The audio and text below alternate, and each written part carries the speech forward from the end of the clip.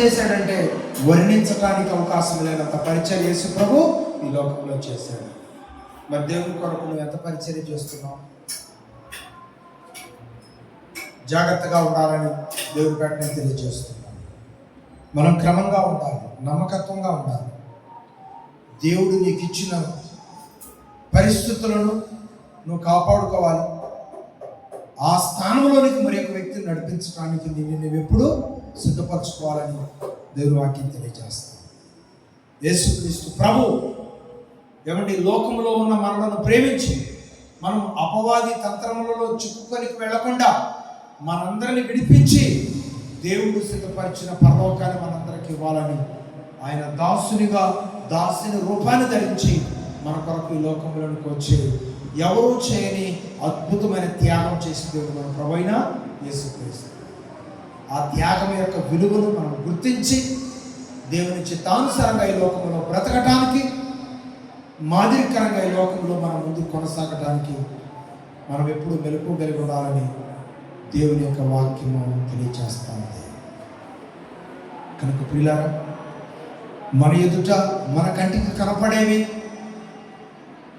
మనం చెడ్డగా భావించవద్దు, కానీ మనం జీవించిన విధానంలో ఏమైనా లోపాలు ఉన్నాయా, సరిచేసుకునే విధానాలు ఉన్నాయా అని పరిశీలన చేసుకొని మనం ఎలా అయితే లోపాలను సరిచేసుకొని ఈరోజు మనం దేవుని బిడ్డలుగా మారామో, అలాగే మన ముందున్న వారు కూడా ఏదో ఒక రోజున వారి లోపాలను సరిచేసుకుని దేవునికి మహిమార్థంగా మారుతారు, ఆయన సాక్షిగా నిలబడతారు. అప్పటి వరకు మనం ఏం చేయాలంటే వారి కొరకు మనం ప్రార్థన చేయాలి, కుటుంబాల కొరకు మనం ప్రార్థన చేయాలి, బిడ్డల కొరకు మనం ప్రార్థన చేయాలి, ఇరుగు పొరుగు వారికి మార్పు కొరకు మనం ప్రార్థన చేయాలి. మనల్ని మనం కాపాడుకుంటూ ప్రభు మన కొరకు చేసిన త్యాగాన్ని జ్ఞాపకం చేసుకుంటూ దేవుడు త్వరలో రాబోతున్నాడు, ఆయన సిద్ధపరిచిన పరలోకాన్ని మనకు ఇవ్వబోతున్నాడు అనే దేవునికి కృతజ్ఞతలు కలిగి లోకంలో జీవించడానికి దేవుని ప్రణాళికలో మనం ఎల్లప్పుడూ నిలిచి ఉండి అడుగులు ముందుకు వేసే విధంగా ఆయన సహాయం మనకు తోడయండి నడిపించునుగాక. ఆమేన్. ప్రార్థన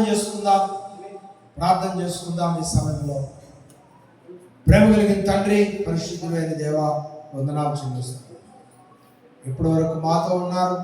ఈ మాటలు అందించడానికి మీరు మమ్మల్ని బలపరుస్తూ వచ్చారు. లోకంలో ఉన్న సర్వ మానవాళిని రక్షించడానికి దాసుని స్వరూపాన్ని లోకంలో ధరించుకొని ప్రభా, మీరు మా కొరకు చేసిన త్యాగం ఎంత గొప్పదో. మహిమ కలిగిన పరలోకాన్ని, మహిమ కలిగిన సింహాసనాన్ని విడిచిపెట్టి అపవాది తంత్రాల నుండి మమ్మల్ని సర్వలోకాన్ని విడిపించడానికి ఈ భూలోకంలోనికి మీరు వచ్చిన విధానం మేము జ్ఞాపకం చేసుకుంటూ మీ కృతజ్ఞతలు చెల్లిస్తున్నాం. మరణాన్ని జయించి పరదేశంలోనికి మీరు వెళ్ళారు. నీకు ఇష్టమైన బిడ్డలందరినీ తీసుకెళ్ళడానికి త్వరలో రాబోతున్నారు.